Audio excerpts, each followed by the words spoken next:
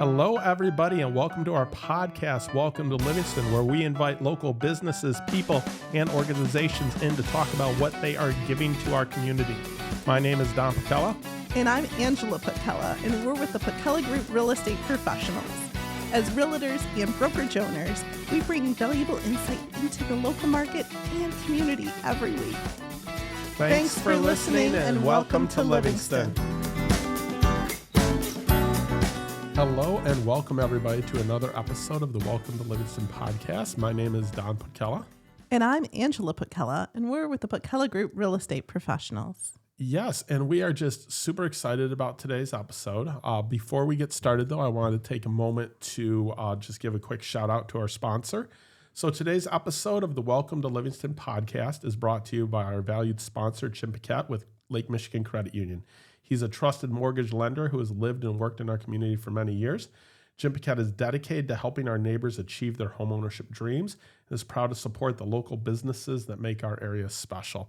And, he is just so good to work with, at every stage of the game, first-time home buyers. Absolutely, yes. No, he is great with communicating. He's great with in terms of advising because everybody's situation is different, and he's so knowledgeable. And he's so patient, and he's just an outstanding quality individual. Well, and I think that's one of the things that people don't realize is that every buyer's situation is different, and your situation may be different this time than the last time you purchased. Yeah. And the market's different. This is true. And the rules are different for lending sometimes. Yeah, that's why who you use for all of these things is so important. Yes, and you know what? That kind of leads in a little bit to today's episode. So today it is just me and you. Yeah. No guest of a local okay. business today. So, sometimes it's just the two of us, and we are sitting down discussing, what is it that we want to talk about today? And sometimes we look at different aspects of the real estate industry. Sometimes we look at what's happening in the county. But today we wanted to talk about mistakes that buyers make, specifically first-time home buyers, right? Right. Yes, 14 mistakes that first-time home buyers make. Yes. So first-time first-time home buying, people don't realize it. It's a real thing, because you don't know what you don't know. Right. And that's okay. It's okay. But sometimes you have some preconceived notions. If you've been watching those shows on HGTV, that'll do it. If you've been talking to your parents about when they bought in, 1995, you have a different idea of what it is than it may actually be, and you might have some misconceptions going into it. Definitely possible, yeah. What I love about first-time home buyers is their excitement. Oh, that's true. Oh, and we get so excited being with them for through this process. Like, it gets really fun. And I've had, clients ask us, well, what about you with us? Like, no, I'm just as excited that the offer was accepted too. Because we're right there in the trenches. We're like, I hope we get this. I hope we get this. Well, yeah, there's a lot of highs and lows with a first-time home buyer. And, the thing was, so we have 14 mistakes, and we'll probably jump a couple little other things in there as we go. And that was for offers, by the way, because a lot of times there's multiple offers. So it's that's why it gets so stressful. 100%. Yeah. But what I was doing is I was looking at the list, and it was funny because this morning you were looking at the list and you were sitting down to put the list in a specific order. Yes. And it was, it was really good because you're like, we're going to put this in a logical order. Organized. And that's how I like to think. And we're not going to do that today. No, well, the reason I said we shouldn't do that is first-time home buyers, they jump from one thing to another. Right. So it's normal. It's normal. You don't know where these things are going to come up within the I know where they're going to come up with the transaction, but you don't know where they're going to come up in conversation. Yes. Right. And you may have to reiterate something a couple times because they didn't understand it the first time, or they didn't hear you, or they're bringing their parents with them to showings. And now you're going over those things again. And through the transaction, the context changes. So it may be, oh, yeah, you told me about that. Now I see how that fits in or how that affects this. Right. Exactly. So the first thing that popped into my head when we were talking about first-time home buyers was the importance of a full home inspection. Right. Yeah, that's definitely a mistake that where Sometimes a first-time home buyer thinks that Uncle Bob, who's a builder, can just like walk through and do the inspection for them. Or has done a lot of work on his own house. Yeah, right. Yeah, for sure. But one of the things in that is sometimes they're trying to save money. Yeah. Right. And the inspection, for those out there, an inspection can run you anywhere from like $350 to over $1,000. And that may seem like a huge range, but it has to do with what's going on in the house. A small condo that's on city water and sewer is going to cost a lot less for an inspection than a 2,500 square foot home on well and septic. Right. Right. Because they're looking at different things. They're having to do different inspections. You're having to do water tests. They're having to dig up the field and look, or not dig up, but put boreholes into the field, look at the field, make sure everything's looking good. So there's more things going on. But why is it so important to inspect all of those things? Well, one, you want to find out everything you can about the home. You want to know everything you can going into it.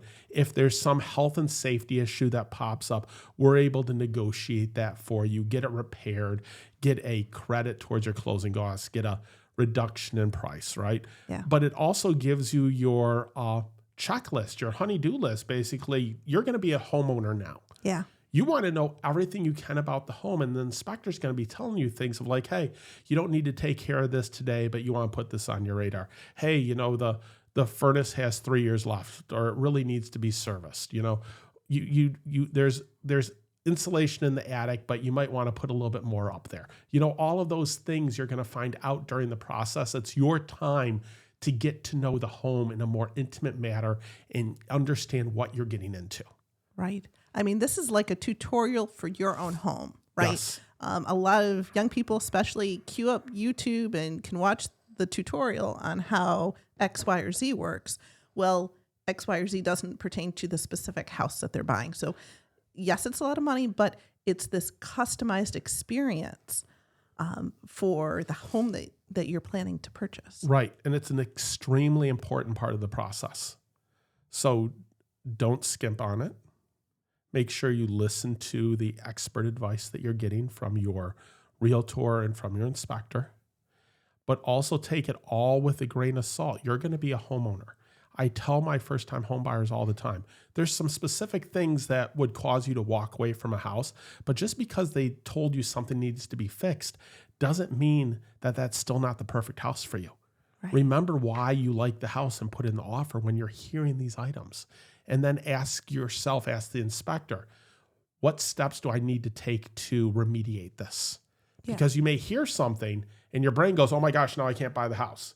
Yeah.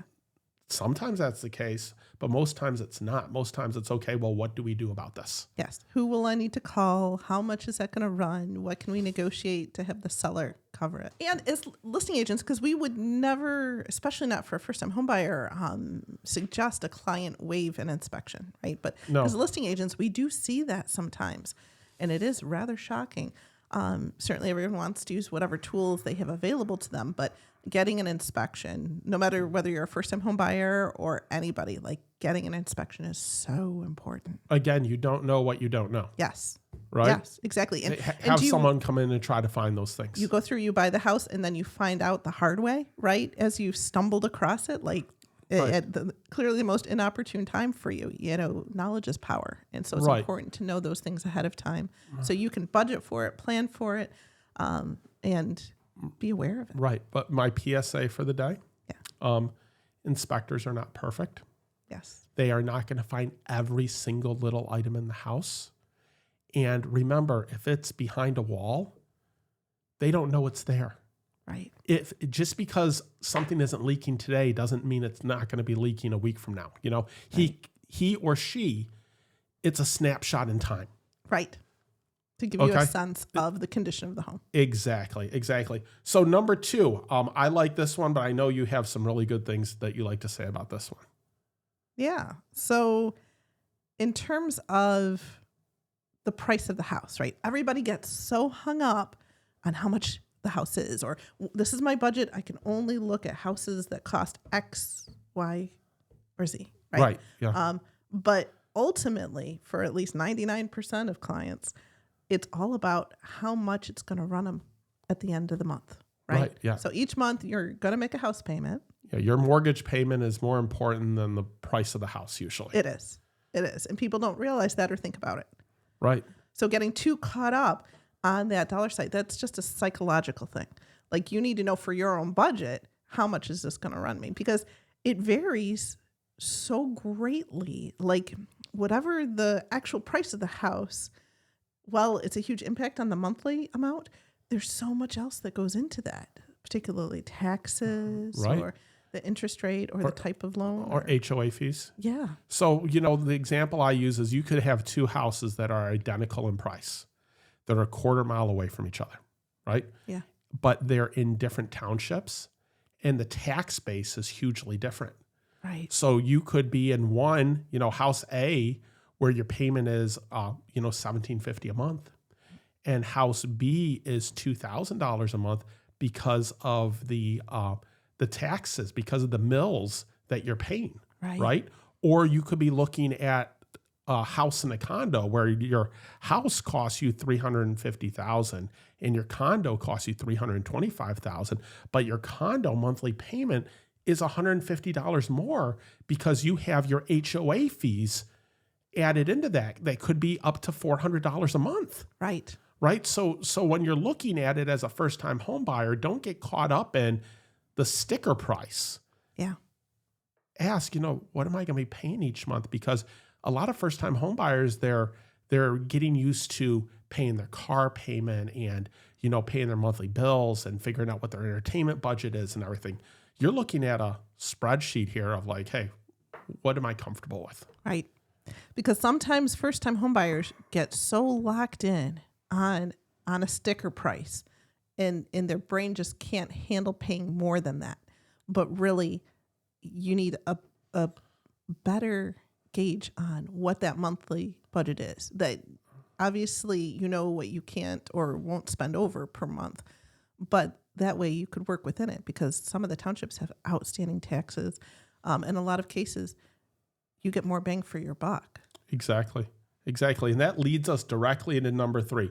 If you're looking to figure out what that number is, you need a good lender that's going to be working with you to get you those figures. Yes, absolutely.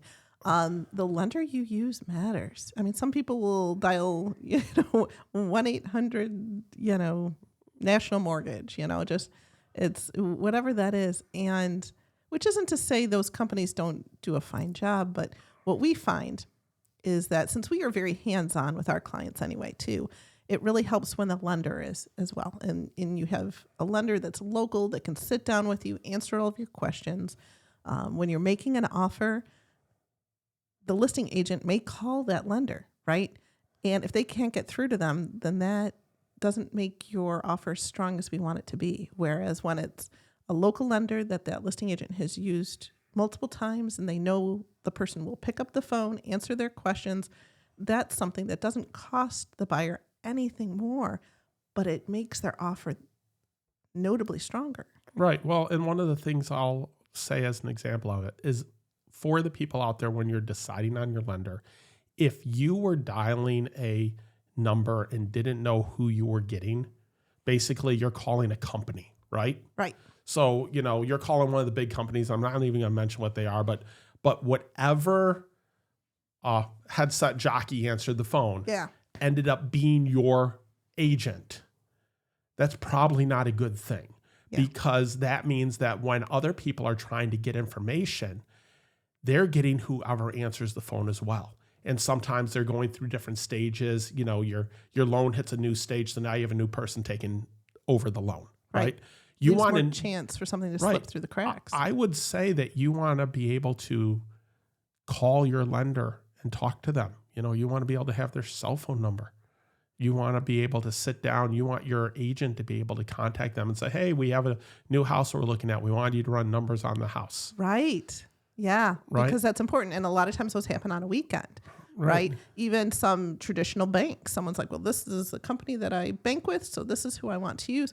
Well, guess what? That banker's not going to answer his phone on Saturday morning when you want to put an offer in, and we need to figure out what your monthly payment is. Exactly. Now, that being said, there are some amazing mortgage lenders out Right. there that are with banks, that are with Who are still larger outstanding. companies Yeah. that are amazing. So that's where the personal connection you have, the commitment that person has, the communication that specific person has Exactly. makes a difference. Because when you're considering a lender, really what you need to do is pick out a mortgage lender that you feel comfortable with. 100%. Right? Talk to friends, talk to family, get recommendations from people. Talk to your agent. Talk to your agent. Yes. Your agent's going to have some personal connections and is going to be able to give you some insight. Yes. And it's so much of it's based on what you need Yes. as the buyer. Exactly. So the next one is, it's an interesting one because it's a long conversation we have with our clients. It's preparing for closing costs and moving costs, Right. right? It's always like, how much money is this going to run me? Yeah. Because as You a know- first-time home buyer, there are a lot of different spots along the transaction that They you are. have to dish out. Right. So I'm not going to get into all the specifics because understand that your type of loan is going to determine some of your costs, right? So there's loans out there that you don't have to put a down payment on. There's Right. loans out there that is going to remove the PMI even if you don't have 20% down, Right. right? There's loans out there, a VA loan has different benefits than an FHA loan, than a conventional loan, Right. right? So there's things in that, but understand that you are going to have your inspection fee. You're going to have your appraisal cost. You're going to have your earnest money deposit that goes towards your closing costs.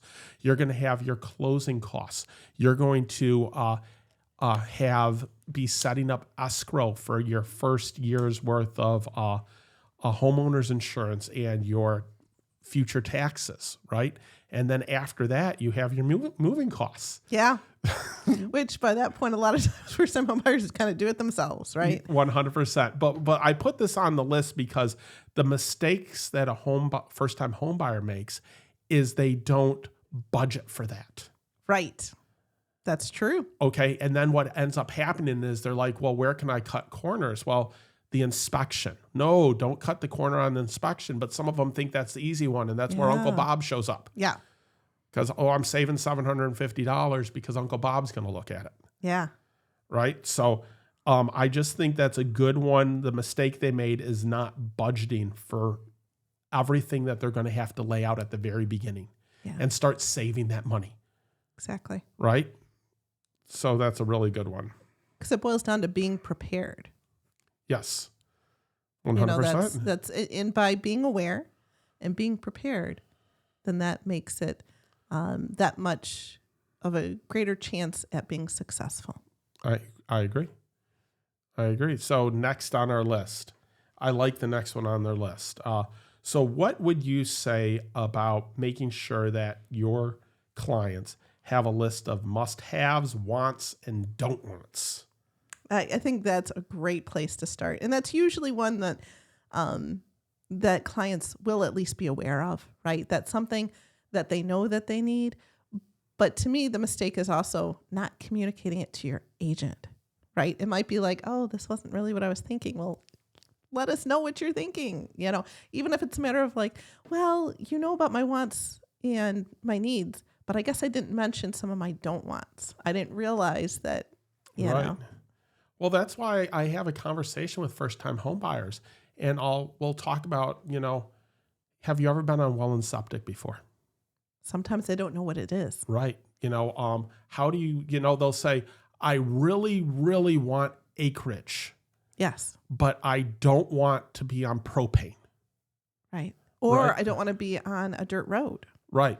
And that's a much harder needle to thread than Right. people may realize. Yep. So my advice to first-time home buyers is, one, sit down and make a list and think about, these are the things I have to have in the house. These are the things I would really like in a house. And these are the things I don't want in a house. And then when you're sitting down with your agent, talk about those things, but understand that you should cast a wider net. Because that thing that you don't want, when you get out into the house, you may realize, hey, that's, I'm okay with that. Yep, exactly. Because sometimes people do end up getting a little too picky and driving down like, okay, it has to be this and it has to be that. And maybe if it also has this and this is my budget and this is where I want to be. And this is this crazy unicorn that doesn't even exist. Well, and you talk about it all the time. Do you want to let people into that whole three-legged stool that you talk about? So here's my personal experience. Even when we were young and first-time home buyers, right? It's been my experience that it's almost like this three-legged stool. So it can't really stand without it. But one leg stands for where do you want to buy the house at, right? It's the geographic location that you're looking at. Right. Number 2 is the features in the house and the condition. That's obviously probably very important to you, maybe just as important as the location. But then the third thing is the price. This is the price that you need to stay within or the price you would prefer to stay within. And it's rare, unfortunately, for the perfect house to pop up that fit all 3 of those things. Especially for a first-time home buyer. Especially for a first-time home buyer. Yes, exactly. Right. As you get later and you have more resources, then it's more possible. But when you're starting off, a lot of times people want, maybe for example, can I share the example of our own experience? Yes. That's why we ended up in Livingston County, right? Because we wanted a really nice house in the communities we grew up in. At the price that we were at, it was a matter of no basement, the carpet's from 1978, there's wallpaper everywhere. And so in terms of, we wanted something decent. It didn't have to be great, but it had to be nice. Okay. And we had the price that we were able to get, but from where we grew up in, it wasn't able to stretch as far as that. So we were out visiting a family event, right, in Livingston County, and came into some of the new construction that was getting built at that time. And all of a sudden we realized that our price range bought us this big, beautiful, brand new house just by being in Livingston County. So for us, it ended up being the location that gave. Okay, right. And it's a great story because for first-time home buyers, most of the time, the first thing they give on is location. Right. Where they'll say, hey, I want to be here. And I'll be like, well, you can't afford there. Maybe something would pop up, but then we go to look at the ones that they can afford there. And they're like, I can't do this because of the next thing we're going to talk about. Anyway. Yeah, this is true in terms of so forth. But everybody's different. And we have definitely had first-time home buyers that said, it has to be this location. Like I'll give on condition, or maybe I'll come up with a way to spend more or something. But that's why it's that three-legged stool thing. Because, and that's not just first-time home buyers. That's pretty much anybody.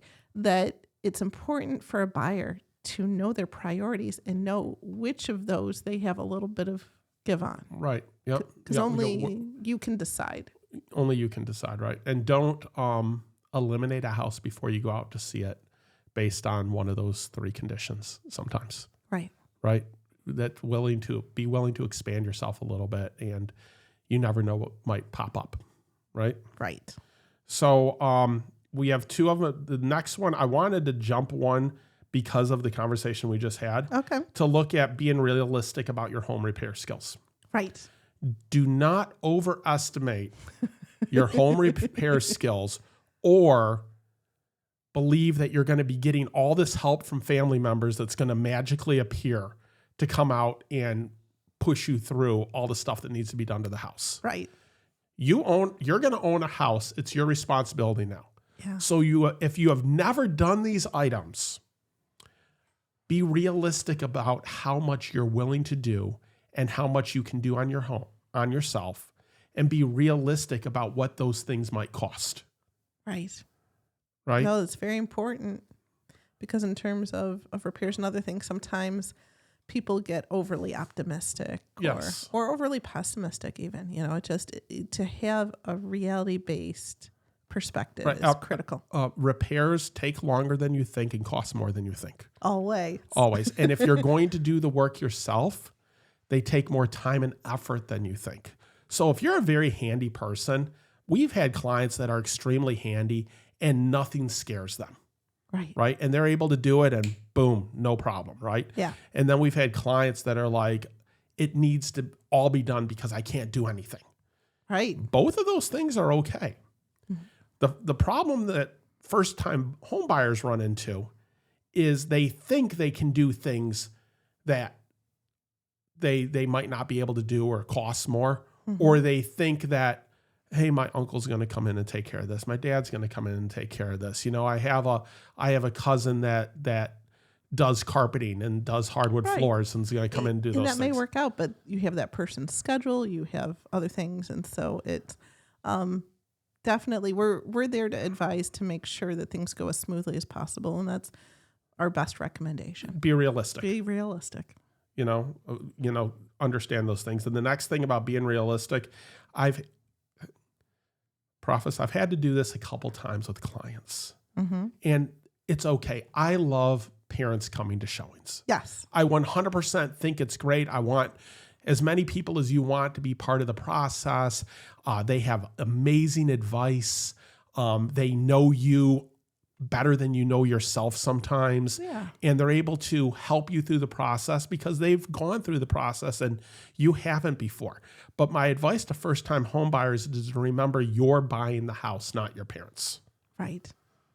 Because in a lot of cases, first-time home buyers are younger people that tend to get their parents involved. Like that's not unusual. It's not everybody, but it does happen.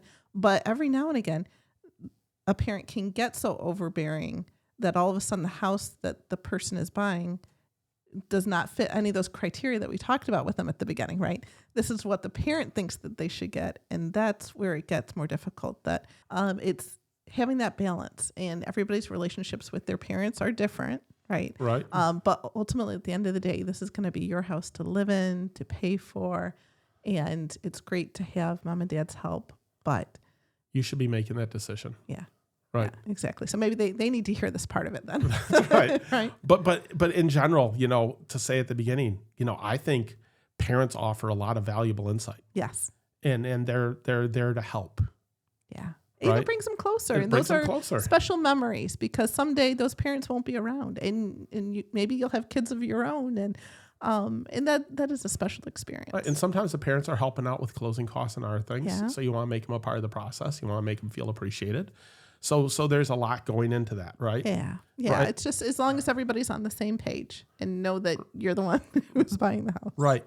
Yep. So the next one really quick is, you were talking about location earlier, right? Yes. Being willing to give on location, right? We are going all over the place, right? We are. But that's how a first-time home buyer, that's kind of the experience sometimes, because they have so many questions all at once, and it's over here, and it's over there, and what about this, and what about that? And we love that. Right. We're very good at answering questions and Right. building these things. Because I've had this one come up. Examine your commute. Yes. It is very important. Sometimes the mistake people make is they don't examine their commute. Right. And I would say, if you are driving into a job every morning, your job could change, right? Your location could change, but maybe test that drive out. Maybe pull up your Google Maps in the morning and put in the address of the house that you want to purchase and the address of your job, and see how long that commute takes. Right. Maybe examine those things. There's nothing worse than you're getting to the closing table and they're like, I love the house, but this 45-minute drive is going to kill me. It's like, well, did we discuss that earlier? Yeah. Did you weigh that out as part of your decision-making Mm-hmm. process? I just want people to examine everything. And I find a lot of times that people get starstruck with a house, and sometimes they don't look at all the other factors. So that's why I wanted to throw that on there. Because we have seen where a first-time home buyer tests, okay, how far is it from my work? Great. But they never figured out that when they start work is when everyone else is. And that morning commute all of a sudden doubles that time. Right. Exactly. Because I have had a client where we went to the house and it's Sunday at 3:00. Yes. And they're like, oh, it's only 20 minutes from here. Okay. Not at 7 a.m. on Monday. Yeah. Yeah. So looking at those things. And that's why sometimes people will be like, hey, my job's in Ann Arbor. I want to get as close to Ann Arbor as possible. Right. Let's look at the different communities and how to get there. right? Yeah. You know, I'll be showing houses in Pinckney, and there's so many tons of Pinckney. They're going down to Ann Arbor, and we'll talk about the back routes they can take instead of getting on 23. Right. Right. So examining that commute is important. Next is your neighbors, and the neighborhood matters. Right. Well, and neighbors are tough because neighbors can change on a dime. They right? can. We can't do a search in our computer for neighbors. So, but in terms of what you can see from the outside, right? Are there people out and walking around? Is it the Clampetts? Yes. The Clampetts are all over every community. Yeah. Right. So examine, but you were saying take a walk, right? Yeah. Absolutely. You know, check out the neighborhood, walk around. You're in a new community. You tried out a new location. Take a walk, go downtown, go to a restaurant.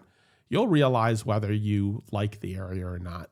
But the neighbor in the neighborhood matters based on the condition of the other home sometimes. You're like, hey, are the people around here taking care of their houses? Yes. Right? I want a fence. Do other people have fences?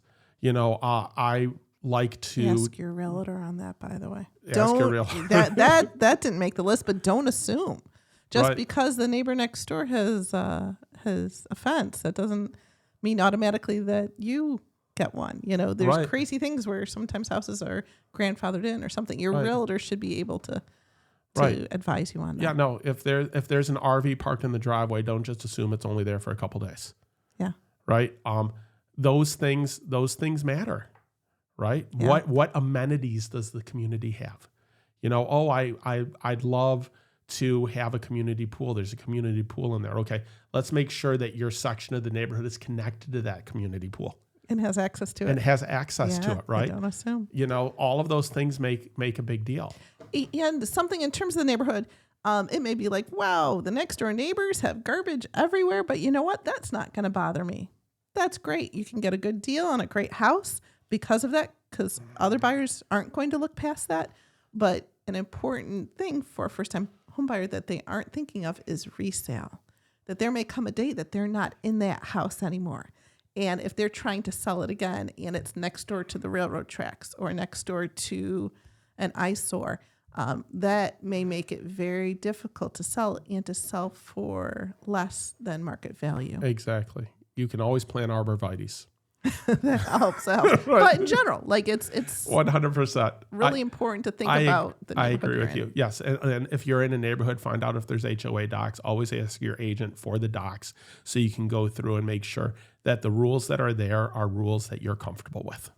Yes, exactly. Because before you sign on the dotted line to purchase the house, these are all super important things to be aware of before you get that locked in. Right. And one of the things for getting the keys at the end and getting the house, first-time home buyers, this is a big deal. You're going to talk to your agent about it. You're going to talk to your lender about it. No big purchases between when you put that offer in and you get the keys. Right. That's a big one. We do not want you going out and buying furnitures and opening up a new car at Gardner White. We do not want you opening up a new credit card. Right. All of these things can impact your ability to purchase the house. The worst one is you've got a young professional. They graduated, they have a great job, they put in an offer for a new house, and then they're like, my commute's going to be longer. It's time to lease a car. Yeah. Right? That can impact your ability to close on the deal. Yeah, exactly. Your funding could get pulled. Right. It's So not good. If you're going to be making a big purchase, call up your agent, call up your lender and say, this is what I want to do. Is this okay? Right. And then we will tell you you're closing in 15 days. You can do whatever you want in 16. Yes. It really is a case of an ounce of prevention is worth a pound of cure. Yes. We also work with a lot of professionals in the trades, and they're making good money and they're used to just being able to buy things. And so a lot of times people don't even think about being able to do that of like, hey, I found a used truck that I was really looking for. So I just went ahead and went for it. And so the mistake that new buyers make is that they don't realize how their finances impact the purchasing of the home. Well, here's a good one that I never would have thought of. this is for non-first time home buyers and first time home buyers. We had a client who was getting a really good loan, government loan. Yeah. And then received a promotion. Yeah. And she had to wait till after closing to take the promotion because her increase in pay meant that she wasn't eligible for that loan anymore. Right. And I never would have thought of that. You know, you would think, oh, my finances are improving. Yes. Yes. Make a phone call. Ask a question. Well, and again, tying back to having a good lender, Right. you need a lender that's going to pick up your phone or that you could send a little text to be like, hey, because the process does get so complicated. And that's why who you use means everything. Yeah. And that's for your lender. That's for your agent. Sometimes first-time home buyers have a friend that just started in real estate. And this is great because then they can, go check out the houses with their friends. But what happens through the transaction where that friend may not necessarily know some of those things to advise them. Right. So having a professional, and same thing if you have a friend that's now a lender, it's great to support your friends, but this is a really big deal to purchase a house. And using a true professional will make sure everything goes as smoothly as possible, stress-free, and cost you the least amount of money. Exactly. Because using someone that doesn't know what they're doing is going to cost you more money. Right. Any way you slice it. Yeah, no, you want to reduce as much stress as possible. You want to make this as much fun as you can. Yes. This should be an exciting time. Yes. It should be fun. Exactly. Right? Allow it to be fun. And using professionals helps that. Exactly. Right? You want to streamline the process, make it as flat as possible, no surprises. Because the thing to keep in mind is, especially in terms of using a friend, if the friend knows what they're doing, great. But if they don't, well, that could be fun at the beginning. If there is an issue, if there is a problem, what does that do to the friendship? Right. Sometimes, or 100%. Family member for that matter. Well, it all has to do with vetting. Yes. Just vet the person you're with. Your best friend could be the greatest agent ever, and could and should be the person you're using. Right. But just because you have that relationship doesn't mean that they're the right person to use. Yeah, exactly. Yep. Because having a professional keeps it professional. Right. And doesn't put added stress onto things like that. Right. And even in terms of the environment of multiple offers. We have a friend whose son lives on the west side of the state and used a buddy of his, but struck out so many more times than normal just because the friend really wasn't advising them with the best offers to be able to give. And he didn't have a lot of extra cash. And Right. so it was really unfortunate because then they ended up just continuing to rent for Right. many years after. Because a good lender and a good agent can think outside of the box also. Right. Right. We have the experience of many transactions in years and, the relationships to be able to, zig and zag. Right. This is true. And sometimes we'll run into somebody like, oh, we tried to get a house, but it never panned out. Like, oh, goodness. It never occurred to them that who they were using and who they partnered with had any impact on that result. Right. Exactly. The next one. Yeah. Cast a wider net. Yeah. I think we discussed that a little bit earlier. Yeah, we touched on that earlier. We touched on that, but it is an important aspect. Don't limit yourself. Right. Don't just, not look at something because of A, B, or C. I always, when I'm setting up a search for someone, I always cast a wider net. And then I say, we can narrow this down as we go and as you understand what it is you're looking for and what you want. Right. We're going to go through houses and you're going to realize, no, I can't deal with that. Okay, well, now we're going to put that in our search criteria so you don't have to worry about that anymore. Mm-hmm. Right. But casting a wider net, some of the things that pop up, and our next one after this is the 100% reason why you need to cast a wider net. Yes, exactly. Right. But to me, to cast that wider net, if it's too narrow, because the inventory is so tight, then guess what? Houses aren't even going to pop up. Like I thought you said you were going to send me houses. I wanted to see stuff, but you said it had to be in this neighborhood and X, Y, and Z. And all of a sudden there's just no houses that match your criteria. Right. Right. So that's why at least it gives you options. Or price. It's like, oh, I only wanted to go up to 400. Why are you sending me up to 425? Right. Well, technically you could go up to 425, and maybe you saw something at 425 we've been watching for a while, and now it just dropped to 400. Yeah. Then you compete with people at that moment. It was on our radar.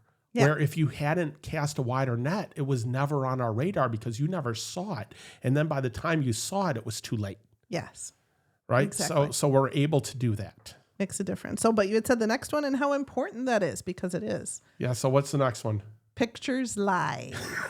They do. They lie both ways. Sometimes a house is so much nicer than the photos make it look. Well, other times, think of it as like the dating apps, right? That sometimes people go in and like, this is not the house in the pictures. It's like, if you took a picture what they really look like, it wouldn't be the best lighting and the best So while filter you're swiping left or swiping right, make sure you understand that the pictures they don't tell the whole story. They're only part of it. And it does go both ways. Houses that have the most amazing photos, and then you get out to the house and you're like, how is this humanly possible? Yes. Right? Yes. And just keep your sense of humor because it is what it is. And then there's houses where the agent took the pictures themselves, or the house wasn't clean and it had junk in the rooms, or the lighting was really bad. And then you get out to the house and you're like, wow, this is so much nicer than the pictures. Yeah.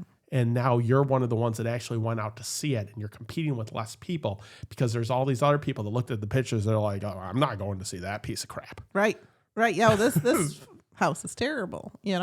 As agents, we can identify those sometimes. And sometimes we'll say, hey, I know you passed on this. You clicked it to put it in your trash, but we think we ought to go take a look at this one because this one's going to be better than the photos. Exactly. Are telling us. Yeah. Yes, 100%. Because next item, speed is everything. Yes. Honestly. I think a first-time home buyer thinks that it is all about the dollar spent, and that's only such a small part of the puzzle. That if you can be decisive and be quick and get out to a house first, before a ton of other people, right? That's so huge. I mean, tell me your thoughts on. 100%. No, speed is everything. You'll have clients that after the weekend, they'll call me up and they'll be like, hey, I wanted to look at this house, but I didn't want to bother you. No, bother us. I'm please. like, no. Okay, so now job. the house has been on the market 4 days and you want to see the house, and I go to look at it and its highest and best offer is by 2 p.m. today. Yes. Right. So I'm like, it's too late. Right. Yeah. But on the other side, speed is everything. If you get in there on the first day, yeah, and you write a nice, clean offer that has everything they're looking for, they may accept that offer before they even get through the weekend. Right. Right. So speed is important because you want to get out there, and our job is to give you the opportunity. Yeah. And if you're not calling us and telling us what you want to look at, or we're waiting too long, we're potentially losing that opportunity for you. Right. So we want not what we want at all. We want to go out there. We want to look at the house. If you like the house, we want to put in an offer. Now, that's not to say you can't sleep on something. Right. That's not to say that you can't set up a second showing. But that's where you have conversations with your agent to say, how much time do I think I have on this one? How quickly do you think it's going to go? Where are we at in price? That all those things, you can have that conversation, but you can't have that conversation until you go out to look at the home. Right. So get out there and see it. Yeah. So the earliest possible date and time is definitely a predicator of success, right? You'll be more successful the earlier in the process that you see that house of once it's listed, right? Exactly. Don't wait a week if you can help it. Right. And on top of that, I'm going to say be kind to your agent. Yes. If you're driving 45 minutes to go look at a house, your agent is also driving 45 minutes to go look at a house. If there's 2 or 3 houses in that area you want to see, let your agent know so they can set them all up at once. So we have the biggest benefit of going out there to look at it. And now we're able to compare and contrast the houses to each other. There's nothing wrong with going out there twice, but it is very frustrating that you went out to look at a house and you like the house, and then they're like, well, there was this other one 3 blocks over that I was kind of thinking of, and now I'm scrambling to try to set up a showing 15 minutes later, which may or may not be able to happen. Right. So you want to put yourself in the best possible chance of success, which is always trying to forward think. Yes, exactly. You know? And sometimes they call and say, well, I was thinking about this house tomorrow. If it's taking hours out of our day, we can only do as much as we can do. So that's why grouping it together and just trying to be as efficient as possible. Right. We're not mind readers, right? Yes. Right. Sometimes we are, though. Yeah, sometimes we are. There's been cases where we're going out to look at a house and they have one house and I'm looking at the list and everything. I'm like, there's this one that's 10 minutes from there that I think they're going to like. I'm just going to schedule that and then I'll talk to them at the first one and see if they want to go look at it. And they're like, oh my God, I was looking at a house. I was thinking about it, but I didn't want to bother you. I didn't want to take too much time out of your day. Please don't ever do that. Bother us. Text us. Like we tend to do like a text string with everybody. And even, for those that have somebody else, you should be able to bother your agent. 100%. Anytime you want, send a text. They should get back with you. Yes. And weekends are when showings happen. Yes. They should get back with you, even if they're just getting back with you to say, hey, I can call you in a half an hour. Yeah. Right? Communication is important because speed matters. Yes. Right? Exactly. The last one we put on the list is one that you reminded me of, and it's really important. Yeah. Right?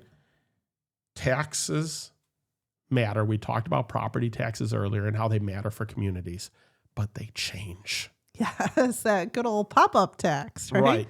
When you go to purchase a house as a first-time home buyer, the taxes might be $2,000, right? Right. But the people that were living in the house may have been living there a long time. And there's this wonderful thing with houses that your taxes are not allowed to jump up like your property value does every year. Right. Right? They can't move outside of the rate of inflation, right? So they're capped. Yeah. So if someone's been in a house for 20 years, they have the benefit of having low taxes because while the value of their house may have doubled in the last 20 years, their taxes didn't double. Correct. Right? However, when you purchase the house, your taxes are going to pop up to the current value. Because they get uncapped with a new owner. Exactly. Once you own it, then it's only going to go up a little bit as you go. But in between owners, it does jump. They can only pop those up at certain times of the year. Yes. So you can get into a house and you're like, this is wonderful. My payment is only $2,200 a month. And then 7 months later, the taxes pop up and you're like, how did my payment go up to $2,500 a month? Yeah. Okay. They have to set up your escrow based on what the current taxes are while they're future thinking about what they're going to be as well. So having a conversation with your agent, there's so many times I'm standing in the driveway with first-time home buyers and I'm saying, okay, this is what the taxes are now. This is what I'm estimating the taxes are going to be when they pop up. This is a difference. Your taxes are going to go up 30%. This is about how much it's going to go up. So at least we're giving them a baseline of understanding because we go back to that monthly payment matters. Yes. And if you don't have all the tools and you don't have all the answers, you're getting information that's not accurate because you're on a fixed income now. Yeah. Right? You may get a raise, you may be able to do some overtime, but you can't have your mortgage go up 25, 30% when you didn't get a raise of 25, 30%. Right. So you need to understand that going in. And that's one of the mistakes first-time home buyers have is they're not forward thinking enough about how those things change and affect them when that tax pops up. Right. No, it's hugely important to be aware of and plan for. Right. Makes a big difference. It is. So we had a ton of things. Did I miss anything? No. I mean, that was kind of, certainly there's a lot of mistakes that happen, but know that it's okay. And if you follow along with what we shared today, hopefully that prevents you from making some of these really common mistakes that pop up. Right. And one of the things that a good agent's going to do when we have a first-time home buyer, we do a buyer consultation. We sit down with our first-time home buyer and we talk about all these things before they go out to see homes. And we say, okay, what are your wants and your needs? What is your budget? What areas are you looking at? But then we go through the steps and say, hey, this is where money's going to pop out, right? Here's your appraisal. Here's your inspection. Here's the A to Z of the transaction. Here's where you are today. Here's where we want to end up. and here's what's going to happen along the way. So we kind of give them a roadmap. Yeah, exactly. And it makes a difference, Right. right? Because it is a big deal. And it is something that this is one of the biggest purchases you'll ever make in your life. So it's important to give it the gravity. It is. that And, it it's, needs. and it'll be the biggest purchase they've made to date. For sure. Right? Yeah. Yeah, it's a big deal. You're going to sign your name a ton of times. It is an amazing thing. It is. But it's exciting. It's so exciting to become a home and owner. and then it's your own home. Like, Right. I don't know. And if you- I get so excited about It is. And if you've been a renter, Yeah. oh my gosh. If you've been living at your parents' house, oh my gosh. It's just what a wonderful experience and something to be able to be a part of and to walk them through the process. Yes, absolutely. It's such a privilege. Yes. So thank you guys so much for listening today. I know this is a little bit longer episode, a little bit longer than I thought it was going to be, but there was so many things we wanted to talk about. And I find it so interesting because first-time home buying is a real thing. And there's a lot of education that needs to go into it because as a consumer, you want to be informed about what you're going through and what you're doing. So who you use matters. And make sure you ask a lot of questions and make sure you're knowledgeable about the process so that you can enjoy the process as much as possible because it, as you said, It feels comfortable as possible. feels comfortable, right? Because it is stressful. Yeah, but it should feel comfortable. Yes. And you should be working with people that are looking out for you. Yeah. And are thinking of the questions that you don't even know you need to ask. Right. Half of the charm. Yeah. So thank you so much for listening today. Well, thank you for joining us. And And welcome to Livingston.